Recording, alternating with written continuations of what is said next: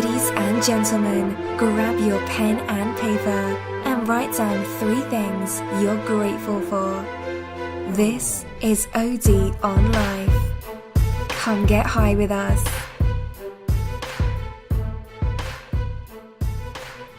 Hey everybody, welcome to OD on Life, episode number 8, and I'm here today with Tom Sweetman, who I asked him what he did, and he struggled to come up with a simple answer, and we came up with he develops people and projects. We were both in agreement that it's hard to summarize what people do usually these days. At least a lot of the people that we run into, we're often doing many things and wearing many hats, and I know Tom is definitely one of those people. So thank you, first of all, Tom, for being on the podcast. Thank you for having me. Before I forget, here's a thank you from a couple months ago. I just had a guy today say, how did you get Akil the MC to endorse Better Me, the game? And I said, that was all Tom. That definitely wasn't me. So thank you again for that. People are still wowed by that. My friends loved it. That's cool. And that, of course, comes from Tom's background in music, which we'll talk about today. And so we're here to cover a variety of subjects. Mm-hmm. And we could start in about 1 million different places. But I'd like to just jump right into your book a little bit, if that's okay with you. Sure, no problem. The title of the book is From Grief to Greatness. Yep. And like you said, you help develop people. And one of the ways that you do that is help people overcome grief. And you use your own experience with that, which while I was doing my homework on you, I really like that you talked about that. You know, if you want to learn from somebody, make sure they've done what you want to do, right? Yep. And I know you went through a struggle with grief and were able to find strategies to overcome that. And now that's something you want to share with people. Yep. So, and I commend you for that. I know you're 100% sincere about that, and that's a really important thing that often I think it's the same in England, and I know in the United States it's overlooked or avoided, pushed to the side. It's uncomfortable. Mm-hmm. Often people don't want to discuss it. So what made you want to go ahead and write the book? Well, with that, it was, my mum, I had a few passings or deaths from friends and family before, and the triggering was my mum's passing in 2012 from cancer. Now, with grief, everyone has different experiences, and it could be from either accident, illness, and for mum it was terminal cancer. So it was a steady, gradual decline, and spending a lot of time in hospice. I would see and meet many people one day, get to know them, and then a week later they'd be passed away. Mm-hmm. So I was very interested in seeing, like, my fear of my mum passing made me very interested in seeing how different people and family members of other people were coping. Because I was like, well, some people seem to be controlled, some people seem to be less controlled, but we all go through the grief. And so when my mum did pass, I kind of just had researched, I felt, I experienced, I went through a lot of pain, but then I saw so much potential in that. And I saw that, you know, there is possibility, you know, and it taught me the lesson was nothing is missing, it's just changing form. Uh-huh. So for me, it was like, when I was going through the grief, I was focusing only on the things that had gone. I wasn't focusing on things like my mum had given me this gift, this had happened, anything else. There's always two sides, like a magnet. There's two sides. It can't just be one way. But obviously emotions make us cling on to what we miss. And then I believe we identify with what we want to identify. So grief makes us identify with all the things that are missing. And then we kind of make that our personality. Some people can hold on to that for a long time. Some people can let that go. And sometimes it can lead into addictions, to so many different things. So for me, it was watching my family and watching me and just feeling it, really feeling and experiencing and allowing the grief to happen. I wasn't trying to resist it. I was just like, bring it on. Like, I needed to face it, you know. So I let the experience hurt me, I guess, but then it also rebuilt me. So for me, it was about how are other people dealing with it. So in the book, I got about 20 people who had all been through grief and had done something great. So there's people who lost a daughter through a car crash and then set up a charity or wrote a book. And I wanted to see into the mind frame of what do these people do. What is it that these people do that's different? And how did, you know, and this was the birth of my project because it's like the wounded healer almost. It helps me heal and it helps me learn and it helps me share with other people. I saw something that I thought was really beautiful when I was looking at some of your information, and it was that you decided to make this your mom's gift to the world through you. Yep. That's such a great way to look at it. Mm-hmm. that really impressed me, and I think it's just another example of you've probably seen this formula that E plus R equals O, right? Yeah. You can't control the event, that's the E, but your response to it is totally in your control. Yeah. And it's like sailing, and I talk about this all the time. People are probably sick of it, but you can't control the wind or the waves and all of that, but you get to adjust the sails, you get to hold the rudder, you make those choices. So I think that's a really productive way of looking at the situation. Yeah. And I'm curious, so it sounds like you definitely explored this and learned how other people dealt with it after you went through this. But even when you said in the hospice care you met other people, were you already seeing and learning from the other people how they dealt with it, family members? And yeah, I mean, the biggest lesson I had was watching the patient as well, because what I noticed is patients that in hospice that accepted it themselves almost gave permission to their family to accept it, and they had it was almost transforming them prior to the event happening, and so I saw people who were accepting it and people who were resisting it, and I kind of saw like the difference in the people, how it affected them emotionally, how they looked physically, and I saw that a lot of it is perception, but obviously it's not easy, and obviously everyone experiences it differently, but I think being in that environment where people make the most of the moment taught me about life. There's so much you can learn from grief and death if you are willing to, and like we were saying earlier, people don't like to talk about it. And as a guy, I mean, for me, when I was talking about it, my friends who are guys, if I went to a bar, would sit away from me. Girls would sit close to me because some girls can talk about things easier, right? But the guy was worried I was going to talk about grief, right? And then behind the scenes, guys contact me all the time about grief, right? And say, don't tell anyone. I'm not going to, and I'm not going to tell anyone. But it's a taboo subject for guys to talk about emotions. Yeah, it's that John Wayne thing where the strong and silent type, right? And I'm literally, I would just talk. I could talk about it all day, and it's not even. I just want people to be able to feel comfortable talking about things that that should. I feel this should be more spoken about than what's on TV. Yeah. Because this is a bigger thing that affects us. It reminds me of back in Bellingham, where I'm from. There was a thrift store that I went to all the time. I used to have a flea market, so I knew all the people at the different thrift stores, and of course I'd be looking for the little gems in there. And I got to be friends with a lady at this place called For the Love of Hospice, and it supported their hospice program. And a lot of the things they received as donations were from the families that they helped. So when somebody passed, they would bring in what I always one of the things I would find in there was tons of great old Western movies. Yeah. Because the generation that is now aging and passing away, they love that stuff. And I would get all these really cool Western movies. I started to like them myself. Anyway, so they deal with that all the time, these hospice nurses, and many of them were volunteers in this shop. And they had this really awesome big tree made out of paper. It reminded me of like an elementary school art project. So they had this big trunk going up one wall, and then they had a stack of leaves, little green leaves, and you could take one and take a Sharpie marker and write someone's name on it, and it was a big memorial. So the leaves on the tree were people that had passed away. Yeah. And many of them were people that this organization had helped, and some weren't. I put a couple friends up there. And I remember several times I would be in there and I would just hang out and chat on my day off with the people there. We were friends. And some customer would look up at the tree and say, "What's this tree all about?" And they'd say, "Oh, well, this store supports a hospice program, and these are the people that we've helped." Yeah. And there would be this kind of awkward silence, and the person wouldn't know how to approach it. And they'd say, "Oh, so these names, they..."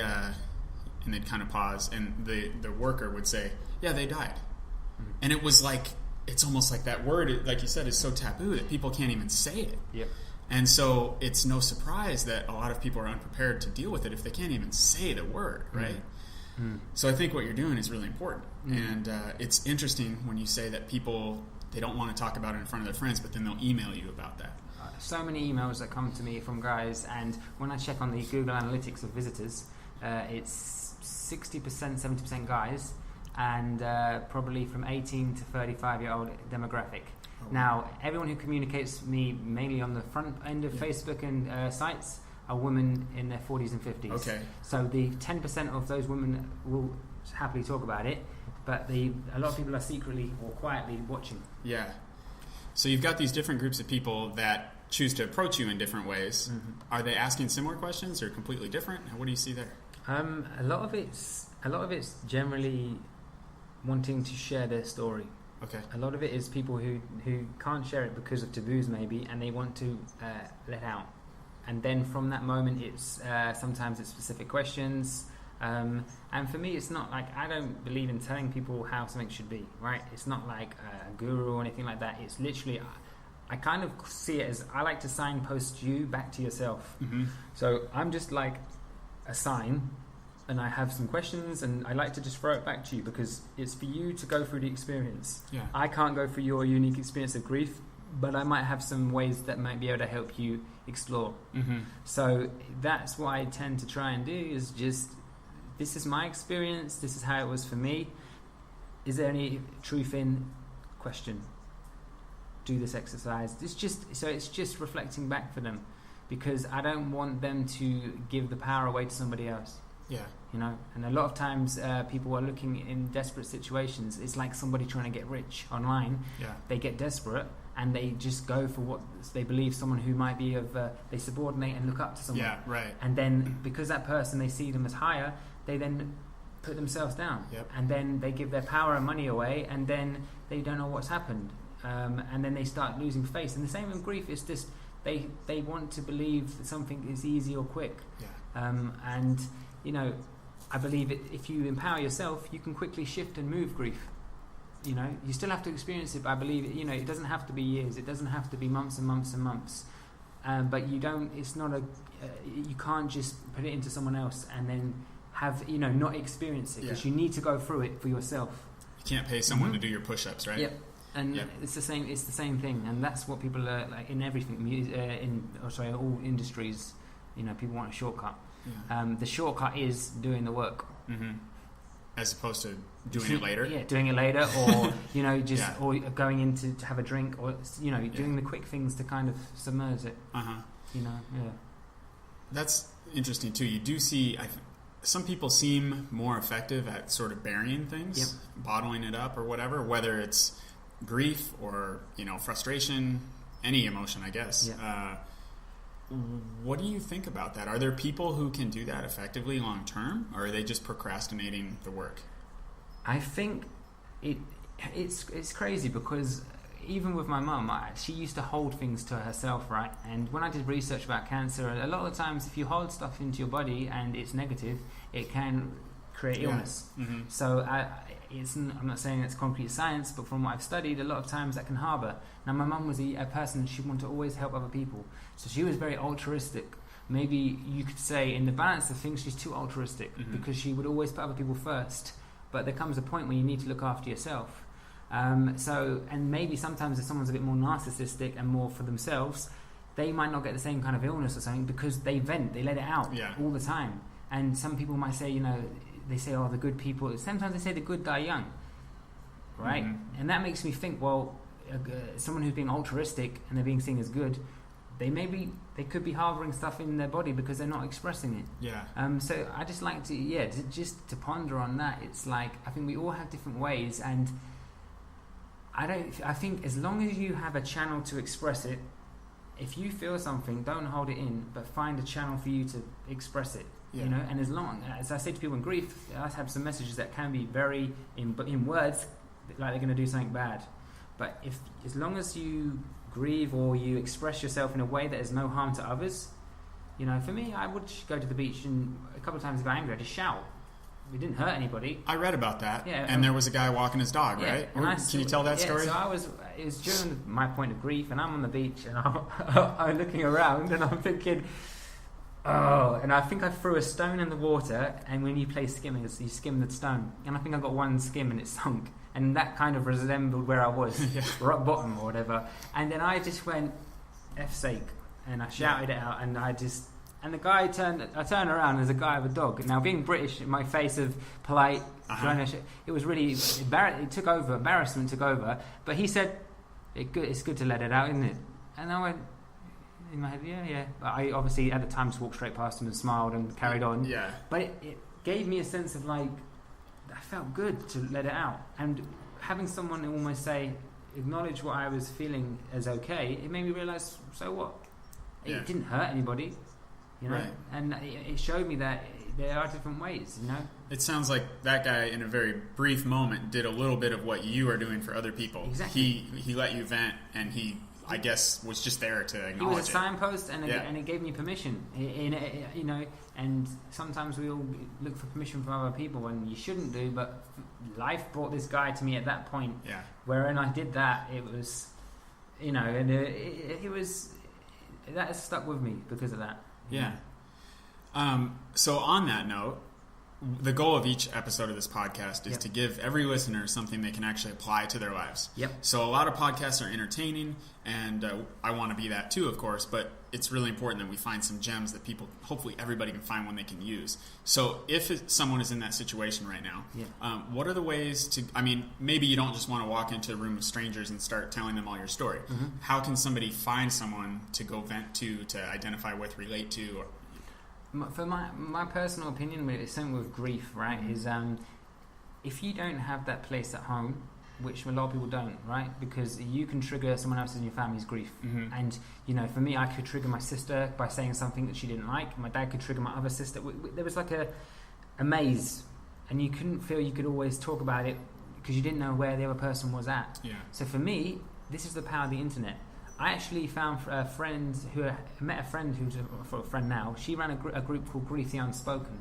Simply a community, nearly 1 million people, and all it was is she set up several little Facebook groups, and you could just share what you were feeling, right? And what that did is it gave people a place to express themselves in an environment where other people were not knowing exactly, but they are going through grief, because the active users are going through grief.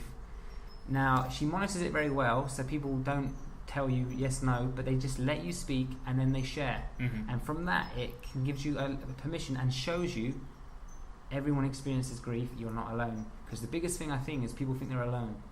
So that, for me, is if you went onto that group, it then gives you a place to see there's millions of people going through this. And they're in San Francisco, London, Brazil, and they're all sharing. Right. And they could all, in their lives, keeping it to themselves, but at least they've got a place online. And what's the place one more time? Grief the Unspoken. Okay. So basically, it's sharing your grief. And like anything, there's positives and negatives to this, but at an early stage, if you haven't got a place to share, it's a perfect place to share. You know, and like anything, when it's a group's that big, people like to voice opinions, but she does very well in keeping it very neutral. Yeah. You know, and I love the fact that there's the power of the internet of how you can use this. Yeah, there's no cost, no charge. It's just very good for your initial bit of grief. Right. I found myself not really talking on there much, but learning a lot from watching. Okay. Yeah, you know, a lot of forums and groups of all sorts that have the majority of members not contributing very often or at all, but they're reading and learning, and it really helps. I know I've been like that in several forums, especially when I'm really new. You know, and I don't know who everybody is yet. I'm maybe not that comfortable. But I can learn a lot and maybe start contributing later. And so you've got that group, and then of course your book in particular. What does your book try to do? What's the goal? The goal of the book is to basically shift and raise awareness. So basically, it's the book is more about stories of other people, because I ask these people what they learn from grief, what they struggle with, and you get a few common themes can come up, right? You know, feeling alone, and then I want people to read this book and through a story of someone else can relate to themselves, because I want them to see that they're not alone. I want them to see that it can be transformed. I want them to see how people who have used pain and turned it into potential have done it. So for me, it's a very soft way to show people the area of grief being transformed in an everyday life. And it's, you know, it's not to teach you and preach to you, but it's just giving you some comfort, and also it might trigger some things as well, but I'm happy to do that because some things need to be shifted. You know, if you react to something, there's something that needs to be shifted, or there's something to be learned from. I like your approach, putting the information out there, helping people inquire within themselves. I think I tend to trust people that ask good questions and be very skeptical of people that claim to have all the answers to those questions, because I think everybody's very different. I mean, if it's just culturally, or their particular situation. So I wonder, this is bringing back a memory of mine. I think it was a Super Bowl party I was at. It was a real small thing with some family friends who had been friends with my parents even before I was alive. And they were a bit older. My parents are baby boomers, and these folks were maybe 10 or 20 years older than them. Yeah. My dad used to fish with the husband on his boat. Anyway, it was Dave, and I was on their boat. They lived on a boat watching the Super Bowl. And I can't remember the context exactly what we were talking about. Oh, yeah, I do now. They were saying grace right before dinner. Mm-hmm. And, Dave, kind of the traditional thing, he's the man. He was saying the grace. And he said something like, we're all coming to you sooner or later, some of us sooner than others. And then he looked at me and almost smiled, but it was he was dead serious. And it was obvious that he was talking about himself. He'd had a lot of health problems. But he didn't seem upset or sad about it. And I remember it really struck me because, like we said earlier, usually people just don't bring that up. And he didn't have any kind of specific, like, terminal disease or anything. He just had a lot of different health struggles, and in general, his health was going down. And it was probably within about 2 years that he did pass away. And I thought of that right away. I was like, man, he just wasn't kidding, Yeah. But he looked really at peace with it. Mm-hmm. And it was almost like he was sharing some kind of little, when you catch one person's eye at a big table full of people? Yeah. He and I did that. And it was like he was sharing a secret with me, and he almost kind of had this mischievous look about it. It was really interesting to me. Almost passing through to you, yeah. Yeah. And like you said, the way that people approach their own mortality can have an influence on the people around them. Mm-hmm.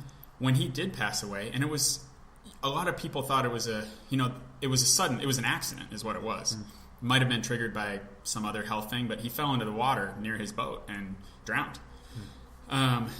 And, so most people would say that's a very tragic thing. And, I agree and everything. But it didn't affect me the same way it might have if he had been really worried about it, I think.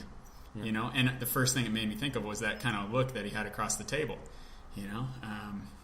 So, yeah, it was an interesting experience for me. Wow, yeah, that's powerful. Yeah. It's good, I think, just to bring it out in the open, though. Mm-hmm. I remember another thing that I thought about before you came over today was when I had my appendix taken out. Mm-hmm. It actually ruptured and all that, so I had to go in and have surgery to get it taken out. And so I spent a couple days in the hospital. And the guy next to me in the ER before I went into the operating room and everything, he was having liver problems. He was an alcoholic. This is just because they were just on the other side of a curtain. I could hear everything the family was talking about. I wasn't trying to be nosy, but it sounded like he was dying really soon, and the family knew that, and everybody was crying. But he was pretty at peace with it himself, and I could see what you're talking about. That helped his family out. And then I spent a couple days there in the hospital after surgery, and I went home. And I remember driving to work every day after that, especially for the first couple of weeks. The first little segment of my drive to work was the same as the drive I took to the hospital. And so it would trigger that. It would remind me of that guy and the other people I saw getting wheeled down the hallway, and the operation, and how there's this big room full of people, a big building full of people going through this, but we don't see them every day. They're not in the neighborhood. Mm-hmm. They're over there in the big building, and so we're just not exposed to it as much. So I think it's important to have reminders once in a while. Yeah, that's the thing. Is like some people, when they talk to me, they're like, "Oh, this must bring you down." It's like, no, because I'm not 24 hours a day focusing on grief, right? But I'm ready, and when someone wants to ask me, I'm ready to talk about it. Yeah. So that, and to me, it's just getting at peace. For me to be at peace with talking about it is good, because I then know that it can be of use for other people. Yeah. And like I say, it's just passing through, like, this is a project that came from my mum, basically. Yeah. And even before whether or not you'll need these skills anytime soon to deal with the loss of someone else, I think when you lose someone, or even hear stories about people passing early, it reminds you that none of us know how long we have. And get on with life. Yep. Do some living, because you could have a week, you could have 10 years. We could figure out genetic therapy. Both of you and I might be sitting here in 300 years having another podcast. We don't know. Exactly. Yep. But that's just the thing. We don't know. Yeah. So if there's something that you want to do, just get going. It's it's a trigger. Like I say, it's the trigger for greatness, and for a lot. If you can use it, you can trigger it. Yeah. And I mentioned it at the beginning, but again, the name of the book is From Grief to Greatness. Yep. The author is Tom Sweetman. It's on Amazon. Is there anywhere else that somebody can grab it? It's on Amazon, and I turned it into a course as well. So like it's a home study course on Udemy. So I call it Heal Your Grief, and change your life in 60 minutes, because with that, it's not saying everything's going to shift then, but if you do the exercises within 60 minutes, the whole perception will change. Okay. And I've done it. There's 1,600 students who've done it on Udemy, and then in person, I've done it to 200-300 people in person, and every time it's changed their life. Yeah. It's again a unique experience. It will take people to different places and different stages, but it's had a more positive effect than not. And if you don't know what Udemy is, it's UDEMY. Yep. And it's a big catalog of courses, online courses. And so you can start that anytime, right? Yep. You don't have to wait for the next class. No, you start on your own program. You start then. On my website, there's some coupons, so you can get a discount. It's just often before I was doing coaching, it's just charging for my time. Yeah. So for this, it's like full price is $49, but if a coupon, you can get it for like $7 or $10. Okay. So it's sharing everything that I have learned and the processes I've developed for people. So that's it's there, and again, it's not like a hard pitch. If it's of use to you, and I believe it's something that needs to be dealt with, because if we can't deal with ourselves first, then what's the point of going to do a programming course if you have problems with yourself? Yeah. Right. And now, do you still do coaching if somebody's interested? I do it occasionally now. It basically, if it's a fit and I believe the person is ready for it and they want to, they can contact me. And they can contact me via the website, okay, which is tomletgo at tomletgo.com. And Tom Let Go, that was your affirmation, right? Yeah, Tom Let Go was my affirmation for basically, if things were getting too much for me during the time, I would remind myself, Tom, let it go, because the thought was not serving me, or if it's hindering me, I need to let it go. I need to detach from what was holding me back. Yeah. And it was a good little reminder for me. And what I read, you would use that so that you could be helpful to your mom during the process. Exactly. So I would sometimes get myself caught up in my head and thinking about me, that what I'm about to lose, what's going to happen to me, and grief can be selfish sometimes, because it pulls you into only yourself. Because grief is about what you're going to miss. Right. It's not about what other people are going to miss. It's what do I miss? What will I miss? I lose a job. I'm in grief because I don't have a job. I don't have money. Poor me. I lose a house. All these things is because we have an attachment to something. So Tom Let Go was stop attaching what I get out of this and be there for my mum. And with my mum, it was just being silent because she couldn't talk at the point. So it was just being aware and present. And then that's when we had a good connection. Okay, I'm going to switch gears a little bit now here. You talk a lot about purpose. Yes. And obviously we've been talking about a major purpose in your life. Yes. So you help other people identify their purpose, or what's your interest in purpose? My interest in purpose is, for me, purpose is about, I like to break it down to little mini stages, so it's like, it's reminding myself, what is my purpose in this? So it's almost just like reminding myself why I do things. Why am I doing this? Because sometime in my early 20s, I would be maybe doing stuff for doing stuff's sake. Yeah. And I'd then think, why am I working in this job that I don't like? What's my purpose? And it's almost taking like a personal development question and just reminding myself, because why was I getting stagnant and thinking what's going on? Because I wasn't taking control. So I think purpose has a lot to do with control and a lot to do with taking away blame.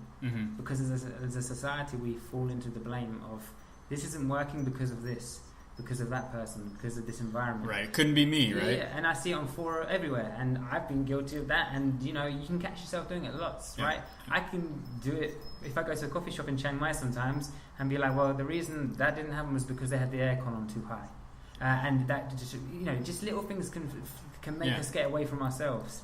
So for me, the purpose is, with the developing people, it's about, I love learning about developing myself, So questions I ask myself, I like to ask other people, or I like to see the transformation of things, the growth of things, you know. So, for example, the purpose with music, right?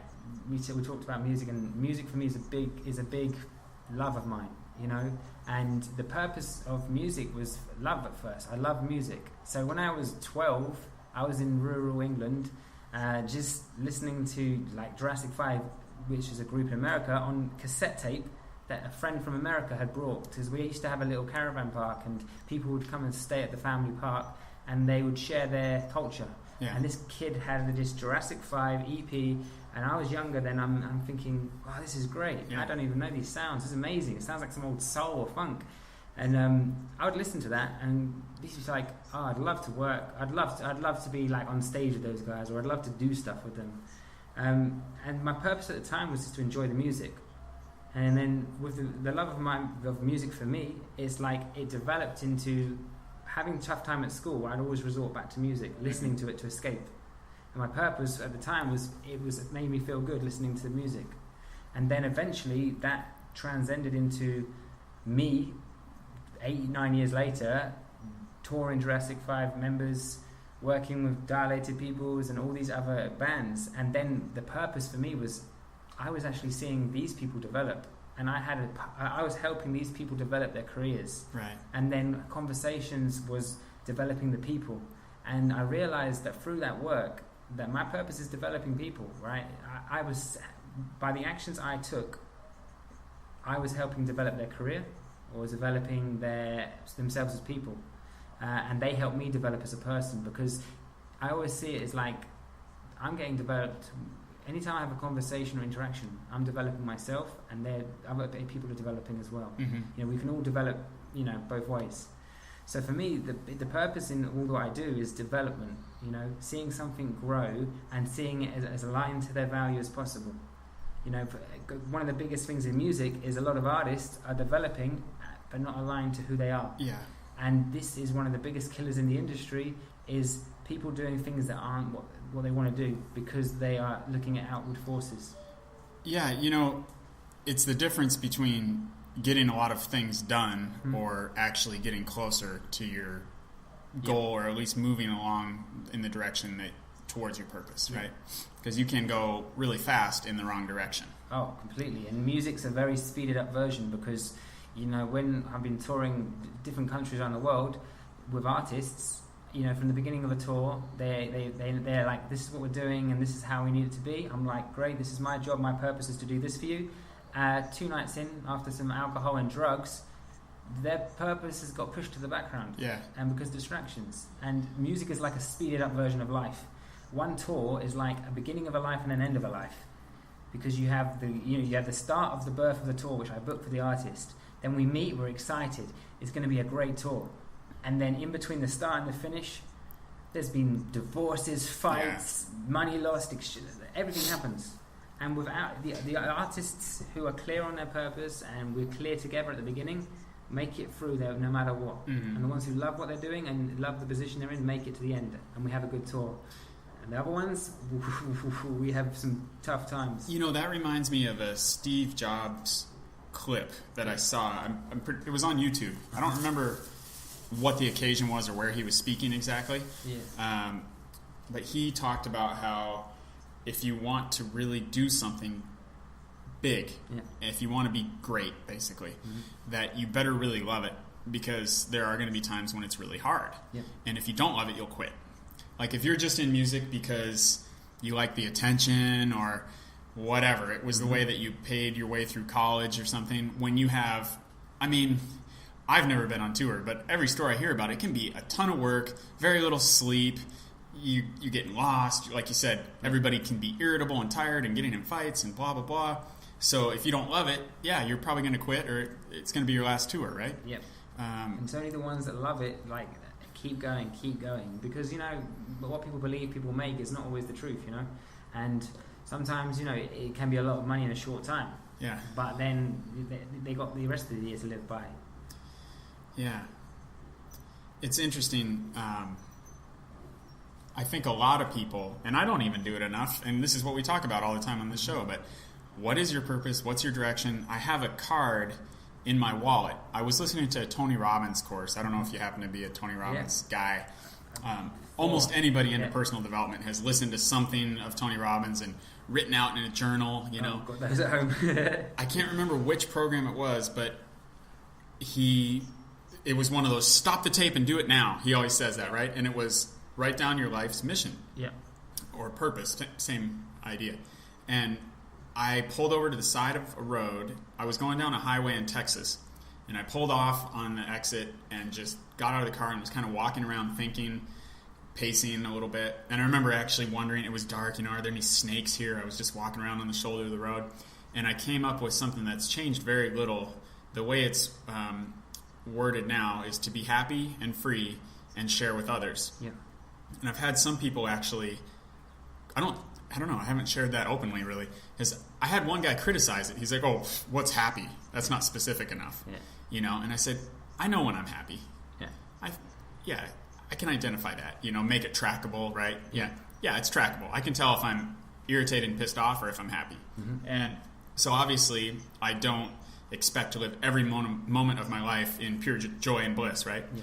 But if I'm not happy most of the time, something probably needs to change because that's my priority. Yeah. And I believe something, you know, back to what you were saying earlier, if I'm happy, and freedom is part of what makes me happy, that's why I put it in there. It's one of the biggest ingredients to my happiness.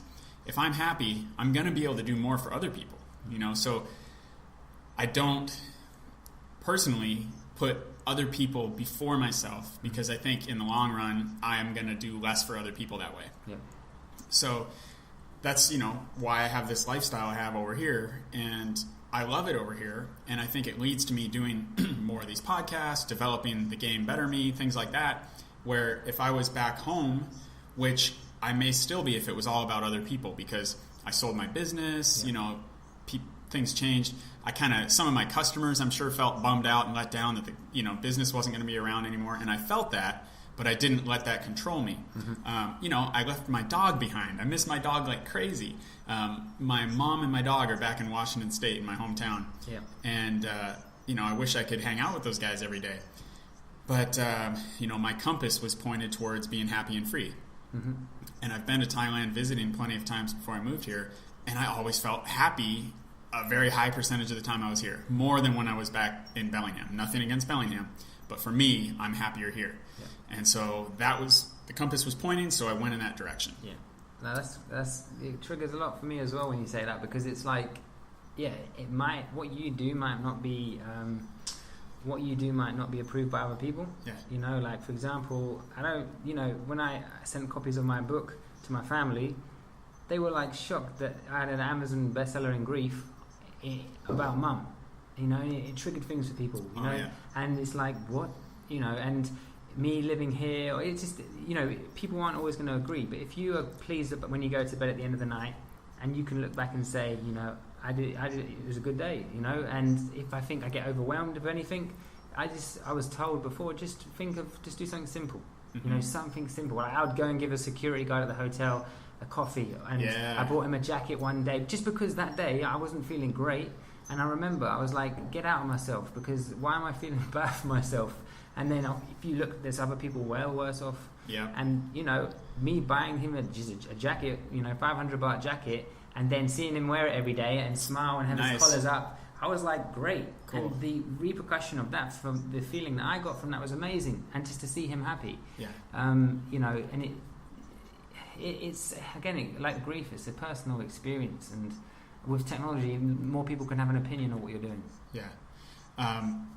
You know, it's kind of a smart-ass thing, but when somebody doesn't approve of how I'm doing something, you know, I say, well, hey, good thing it's not your life. Yeah.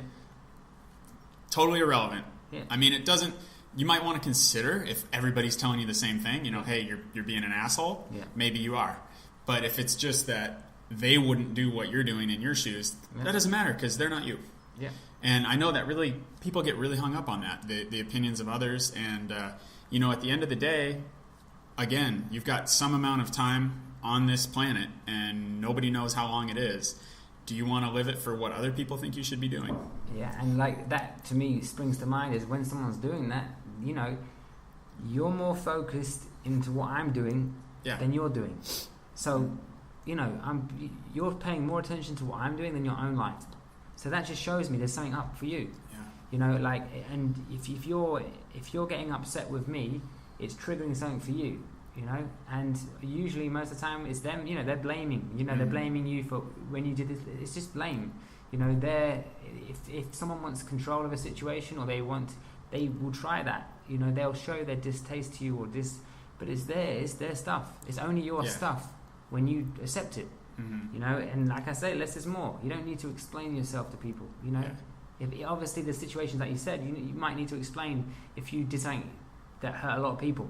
Yeah. You will know that you need to explain something. But if it's one person saying, I don't approve of this, you need to justify, they're being narcissistic and they're thinking about their own interests. It doesn't, thank you for your words. That's it.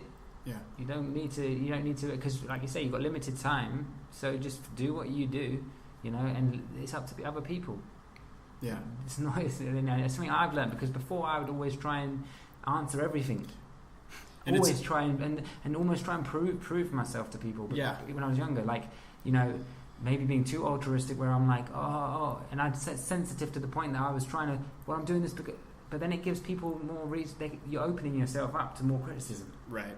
You're engaging. It takes two to tango, they right? They want control. You're giving them control because you're showing them, I need to justify myself to you. Yeah.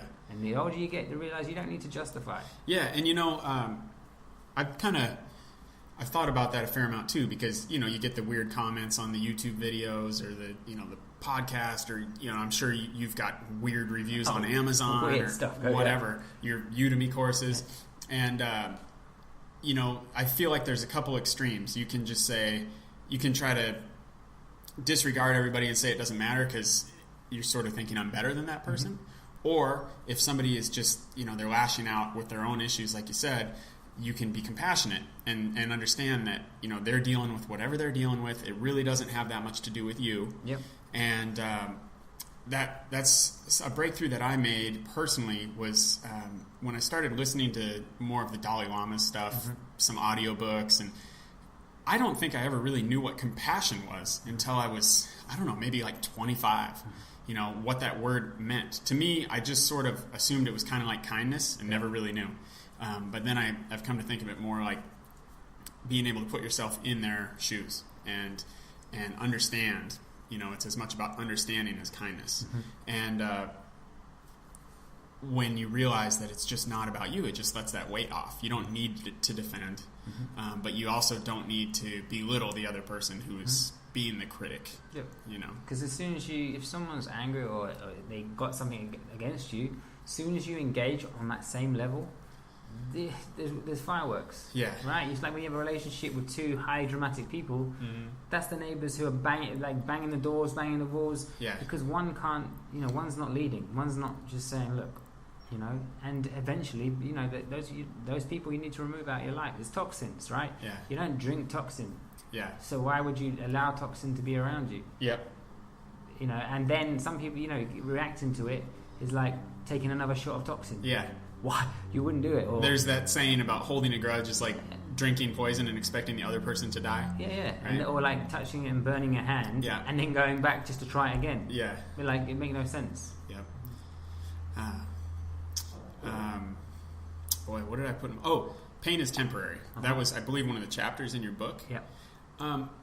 And we talked about how people, when they're going through grief specifically, it takes them different amounts of time to deal with it. Yeah.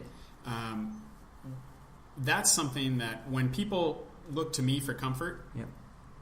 That's one of the only things that I really feel confident in offering. Yeah. I haven't, I'm not a specialist in helping people overcome pain. But I know through my own experience, the worst stuff I've been through has always gotten better over time. And I think when somebody's in the middle of it, at that point where it's really hard to deal with, if they can just, even if it's just intellectually, they can understand that it will get better over time. Yeah. I think that emotionally gives you some amount of relief.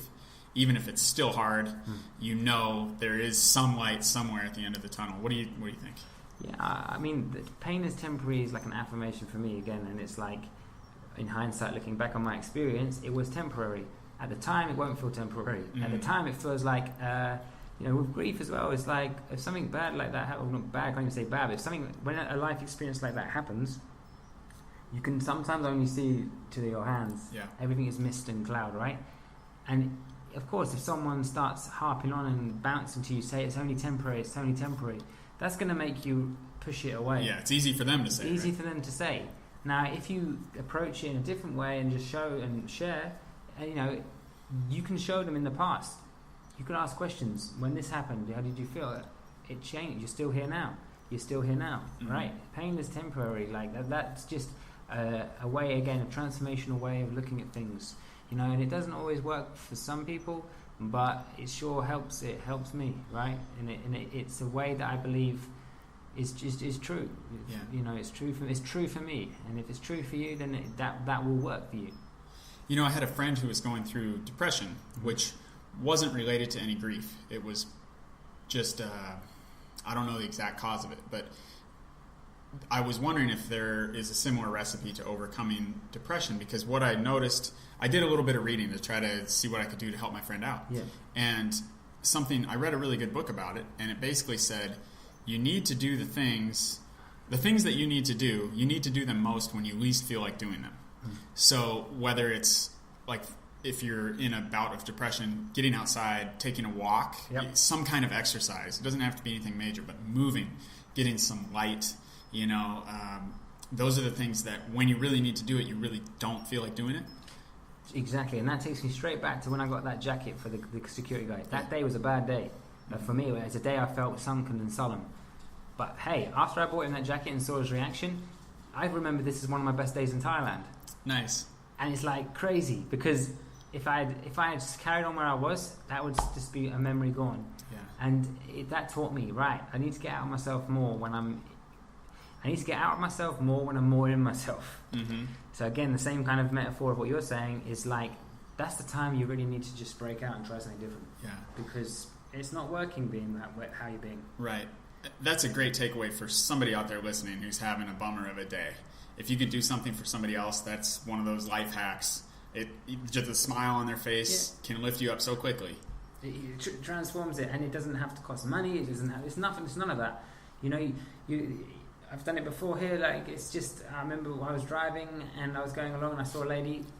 I overtook a lady. She was being like quite grumpy, and she overtook me. And then she stopped at the lights and helped someone else. And when I was pulling off at the lights, she was helping someone else jump on her bike. She was laughing, and I was like, wow. I perceived her as the most moodiest person on the road, and I see her doing something for someone. Yeah. And she changed. Right. Again, it was someone that, I don't obviously know the full situation, but I saw from when she was grumpy to being, again, she got out of herself. Yeah. And I think it's a cool thing to do. That's it. And you don't need to, you just do it. There's no, you don't need permission to do it. You don't need to worry what other people do. Just do it. Yeah. Because there's a lot of people doing that every day that you'll never even get to know. Yeah. And there's so many opportunities. I mean, it can be as simple as holding a door or just smiling. Yep. Smile at somebody. That's a gift. Yep. For me, a lot of times, both back in Washington and here, taking the dog for a walk. Because, the dog, it's like the best day in the world if they get to go for a walk. They get so happy and excited, and you're like, yeah, I'm doing something, It can really quickly shift. And I think that's a prime example is on the Digital Nomad forum, right?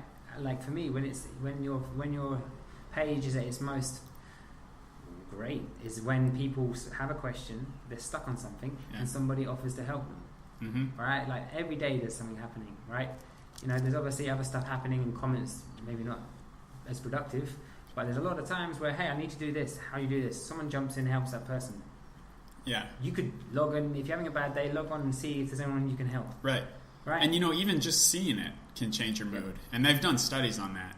Yeah. The thing where you pay for the first person behind you in the drive-through, things like that, Even somebody like the cashier isn't the person getting the free coffee or the free whatever, but they're the one who sees you do that, and they'll get that big smile. And there's all kinds of chemical things that are happening in people when they see that.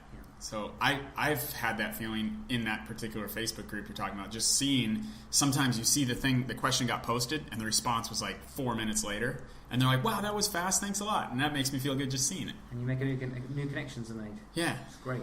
Yeah, it's great. I'm curious. You've been scribbling notes over there. Is there anything on there that we need to go through? Well, we're covering it at the moment, you know. Yeah. We're covering it at the moment. I mean, you say the music, like my life demonstrates to me, like over, you know, from the West. When I look down at what I do and the things I do, is I always see it as projects, and that's in the West can be seen as, you know, you should be this or this builder originally, especially in a small place I'm from.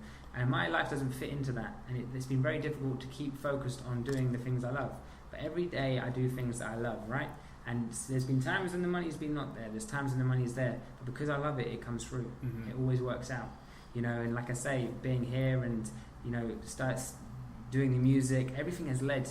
You know, everything is led. And if you treat people how you want to be treated on the way, things will cross-reference. The amount of things that have cross-reference from projects and people, for me, from just doing what I love. You know, I have people, for example, in music, I let a guy go to a gig. He was outside a Jurassic 5 gig. He couldn't get in.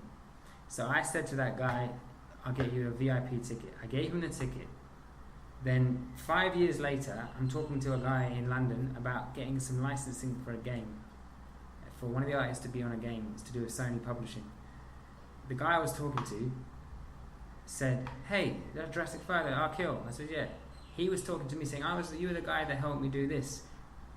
That got licensed because he remembered the experience that I gave him. And it's like full circle, right? And that made money for the artist, money for me. Right. The track got out. It's just crazy how things will come back to you. Yeah. You know, and it's just like, that's why when I look back at projects, the amount of cross-referencing and things that happen when you let it is amazing. So I'm sure people out there are curious. How did you start? Were you a musician? I produced. I don't even share it that much, but I produced under the name Crate Crusaders. KRATE KRUSADERS. Okay. Crate Crusaders. There's two of us, and the first three projects I co-produced, and then after that I kind of moved into the bookings and left the production side to the guy who now runs under that name. But what happened was I was you know, I was at a show and I caught up with Arkeel from Jurassic 5, and I just said to him, "Hey, you know, I can get bookings and shows, right? If you ever need it, here's the thing." And I was hanging out with him for a bit, and he probably just thought, right, whatever, you know. And then he messaged me on MySpace back about 2-3 months later, and he said, "Hey Tom, can you get me some shows?" Yeah, sure, I can get you some shows. So I had no idea. I literally... So you hadn't done it before? Never. Okay, but you said, I can figure it out? Do it, So I sat at home and I literally had the Yellow Pages next to me, which is like a directory book. I had a pad of paper, and I was like, right, where would I want to go? Let's just go to England. Let's do, I said, 6 shows. That'd be amazing. So then I ring up clubs and venues, and I said I was from Sony, which I shouldn't have, but I did. And then I said, "Hey, I got Arkeel from Jurassic 5, da-da-da-da." And literally, I spent 1 month every day at home, rang up a huge phone bill back then, right? And I was doing it on the house phone, and we got 45 shows. We went from England, Norway, Switzerland, France, Germany, and then we went to Australia and New Zealand. And the last show was headlining with the Wailers in a festival in Queenstown, and it was must have been 45 shows altogether. I got sponsors from Red Bull, I got sponsors from BBC Radio 1 Extra, I won a grant from BBC Radio 1, and like literally from that moment I was like, anything is possible. Yeah.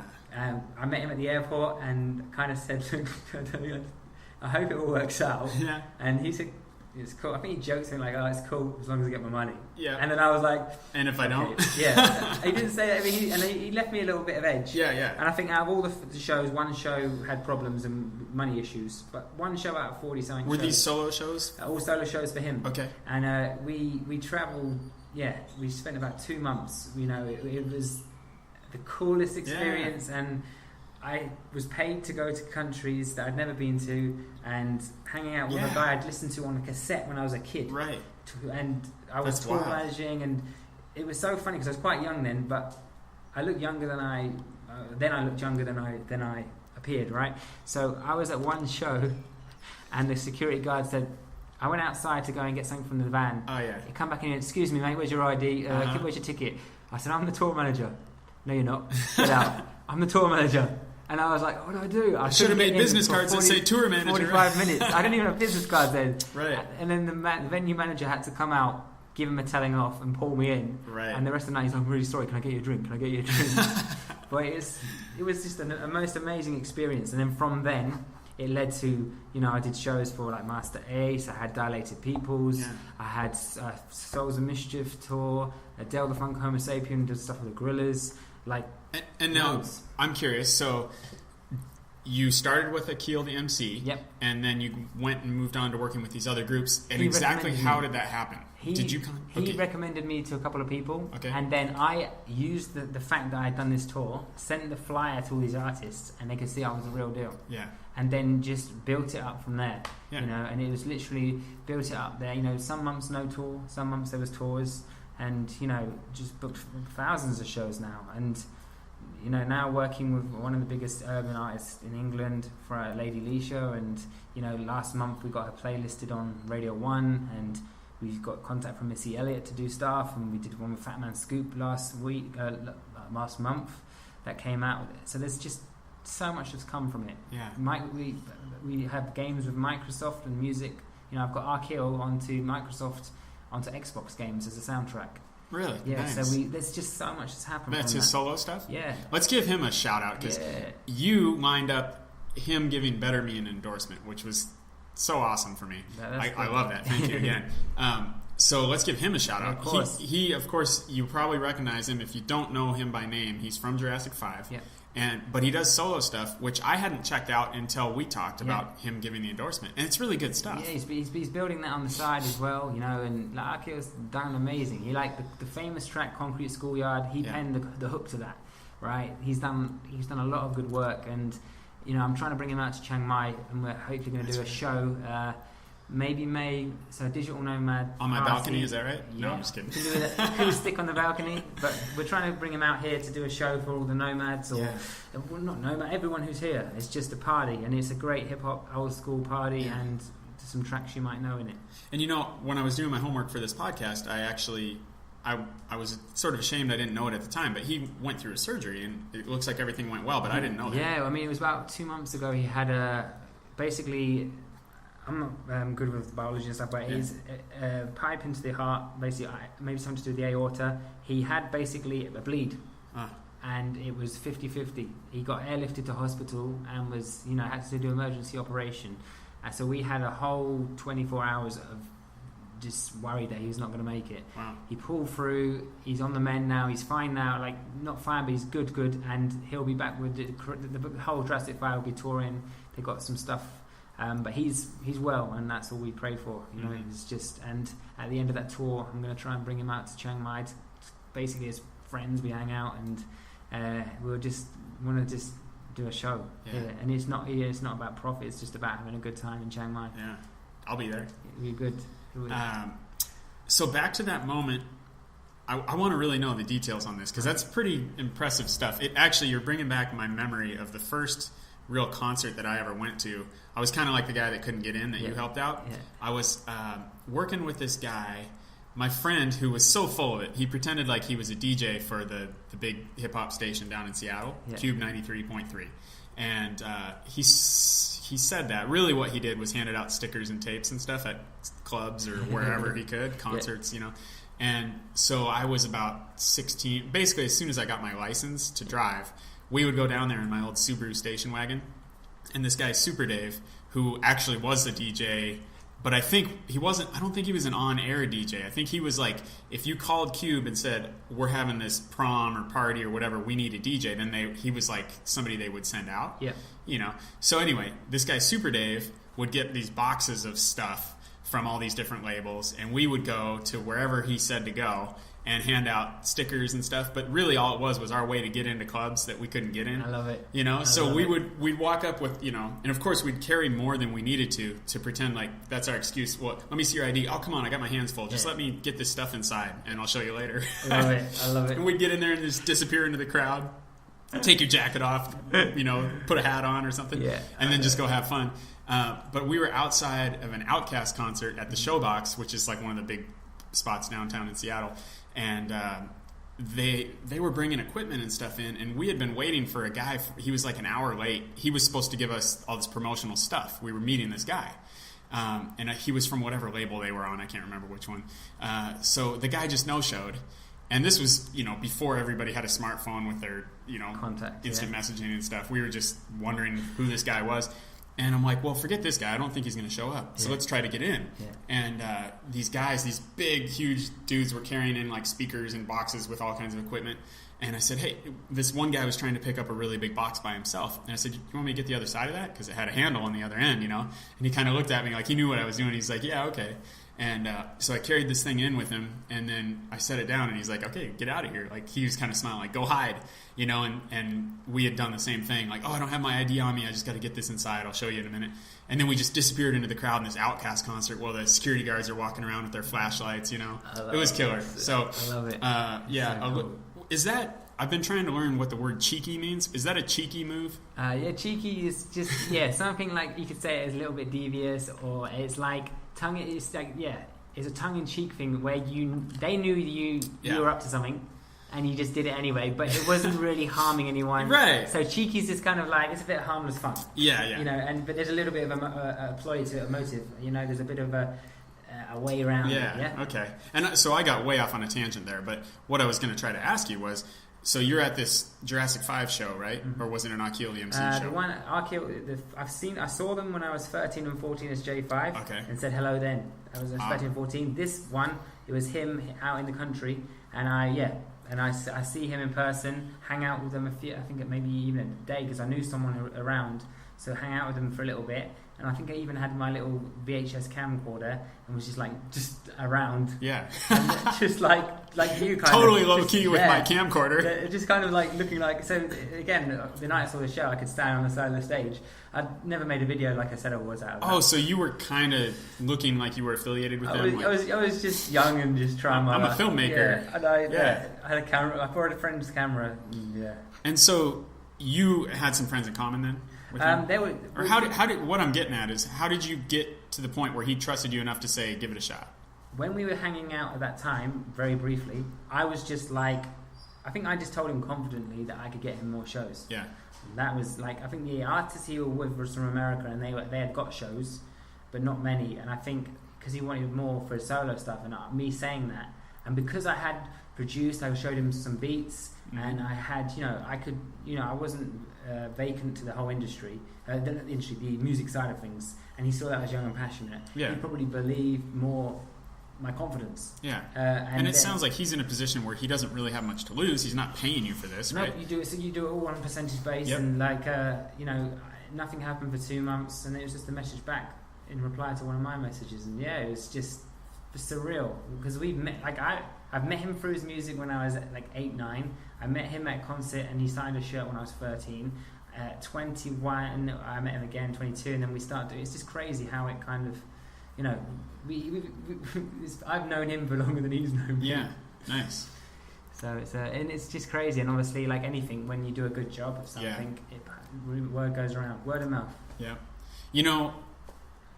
I think that it's almost silly how easy it is to stand out. If you say you're going to do something and you actually do it, yep.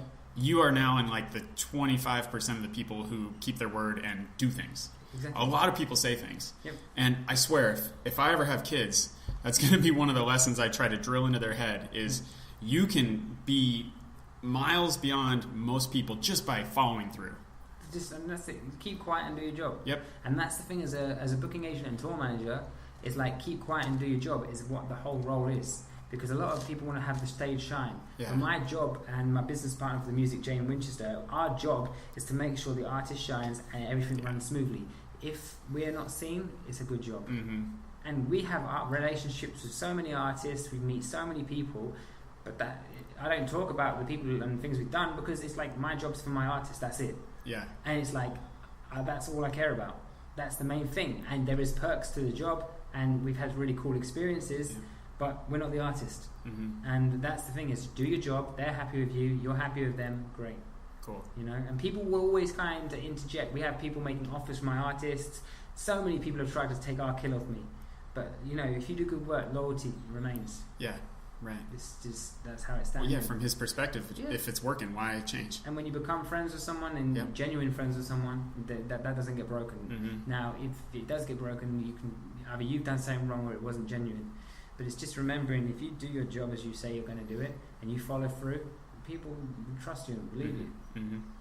Yeah. If you're up for it, I think it's a good point to do the part of the show that is a total blatant self-promotion for me for Better Me. Mm-hmm. And it's kind of fun because it's like you never know what's going to happen. If we can pull a couple cards from the game. Let's do it. You up for that? Yes. Okay. It's getting a little bit hot on my computer. I'm going to close this curtain here.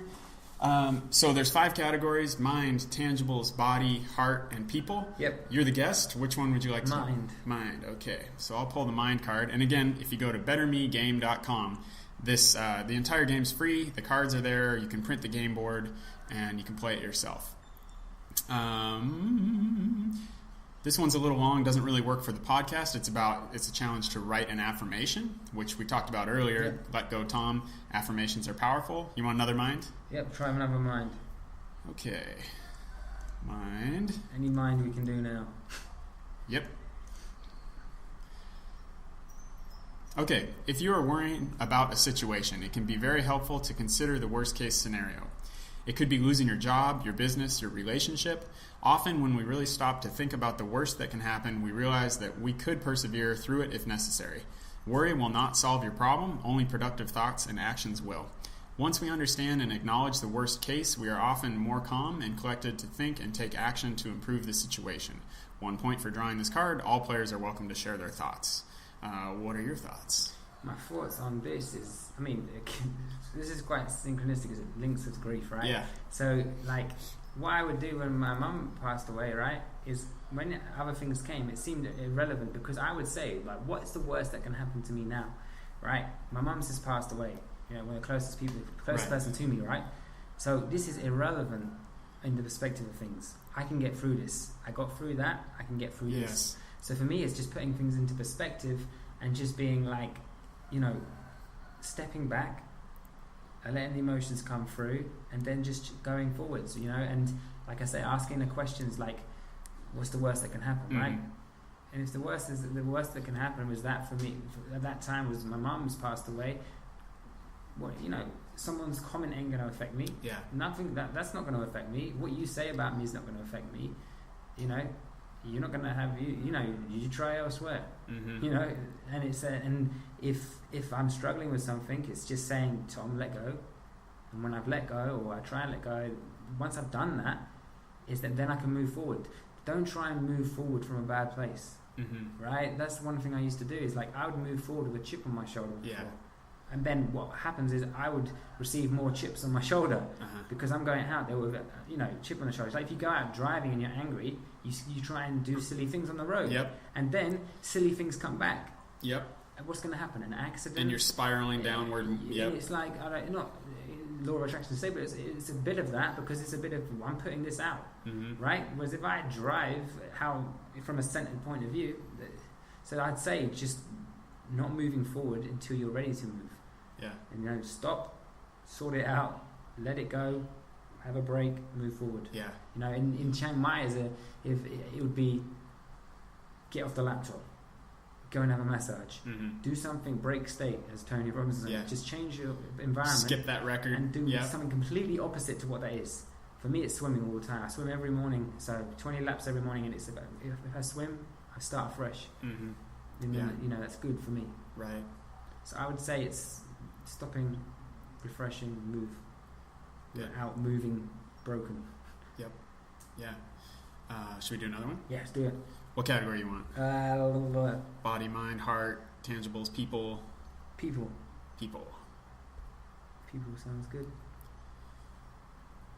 What's a challenge you're facing or something you'd like to change in your life? Who is capable of helping you?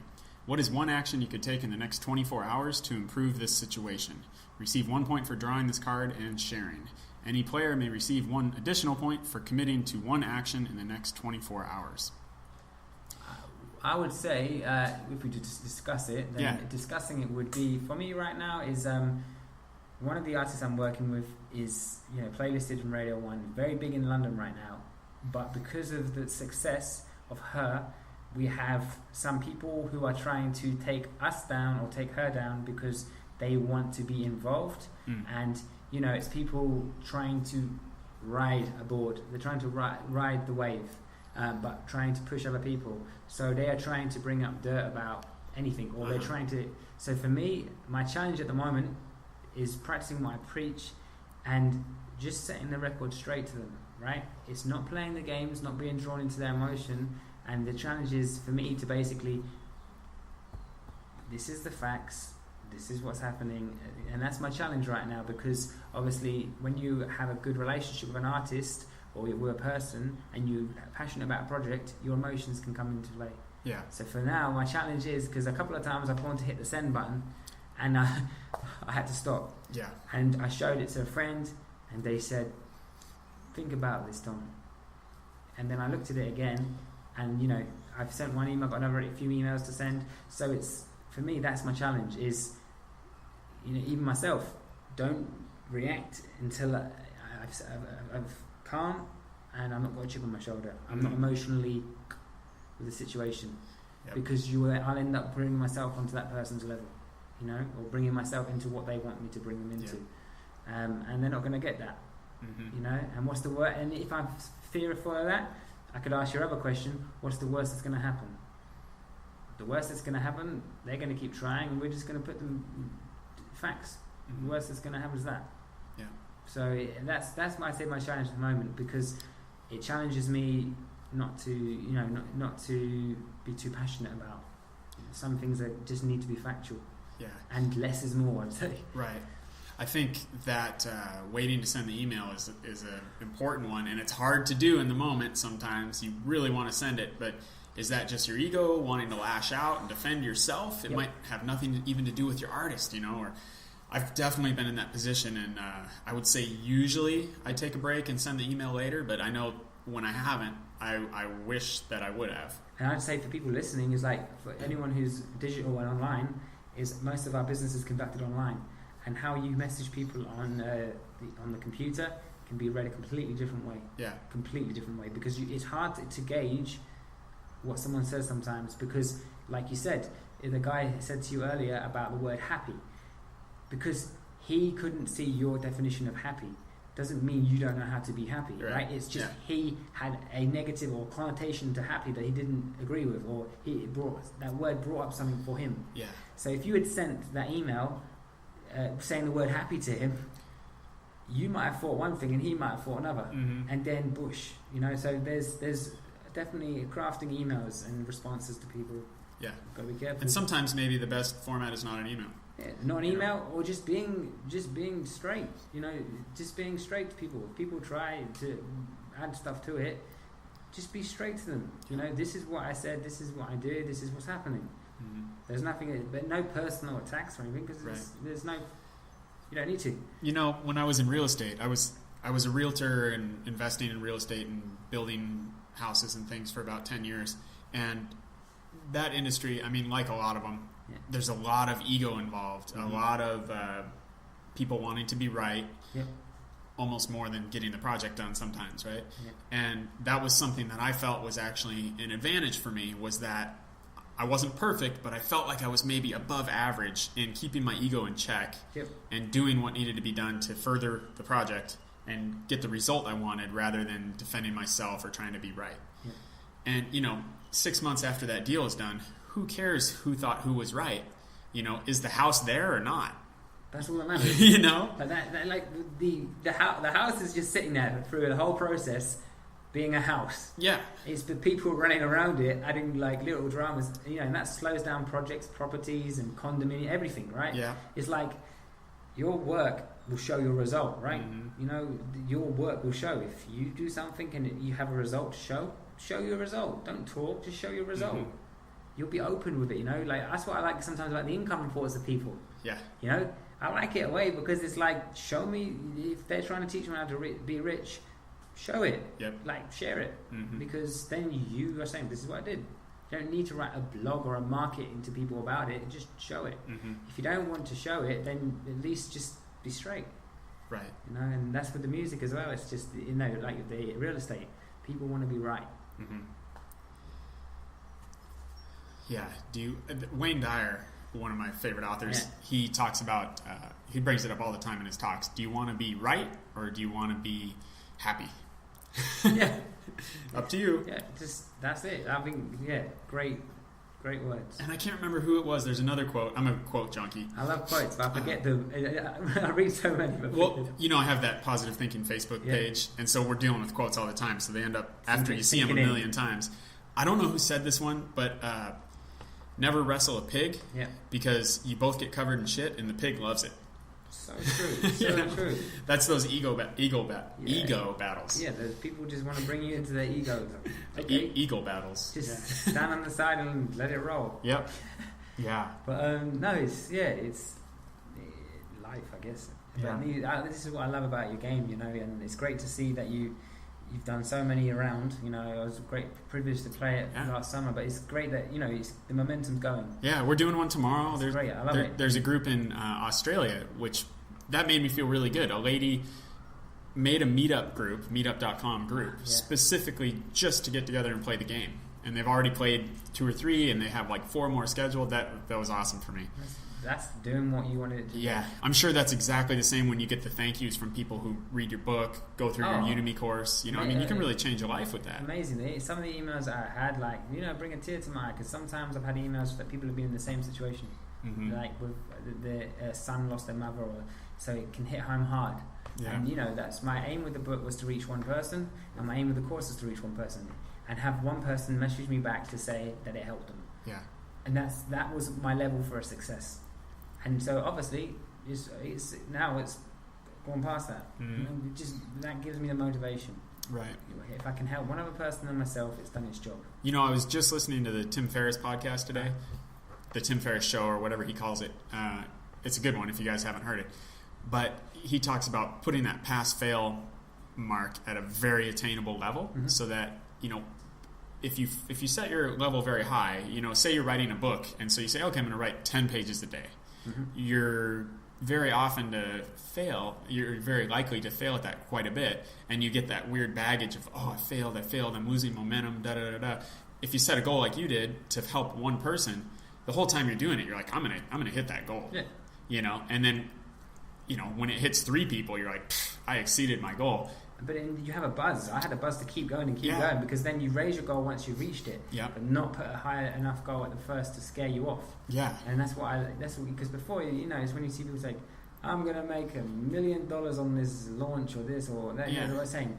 And it's just build to it, you know? Yeah, you gain that momentum if you set, I call them laughably easy goals. Like, I made a fitness-related goal. It was during a game of Better Me, and I committed. There's a roof on the building we're in, and there are a bunch of bars up there that you can do pull-ups on them, and there's a place to do dips up there.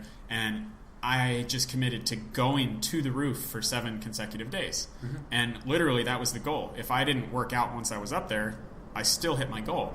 But I knew, you know, I know myself, if I walk up there, I'm going to do something, you know? And so I wound up consistently working out for 7 days just because I had to go to the roof. And, you know, I'm up here, I might as well do at least some pull-ups or something. Same with the swimming. I do, you know, every 7-8 months, every day, 5 days at minimum, up to 6 days, I aim to go to the swimming pool, and I always go there because all I say is I've got to drive to the swimming pool. Yeah. And that's my goal, is to drive to the swimming pool. Right. But then when I'm driving to the swimming pool, about 10 foot before I turn to the swimming pool, I go, I've got to swim now. Yeah.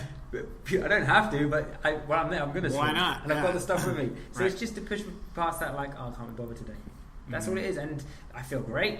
I do it. And, you know, the more I do it, the better I feel. Yeah. It's just simple. Because if I say I've got to swim 20 laps every day, it doesn't work. Yeah. Because I now know that I will swim 20 laps every day, and I do it. But it was just, that motivation. I remember watching a movie about these 2 climbers. Into the Void, I think it was. I'm pretty sure that was the right movie. I've watched a few climbing movies about miraculous survival type situations. But this guy was hanging on the end of a rope, and his partner thought he was dead. And if his partner didn't cut the rope, eventually he was going to lose his strength and go over the edge with his partner. Yeah.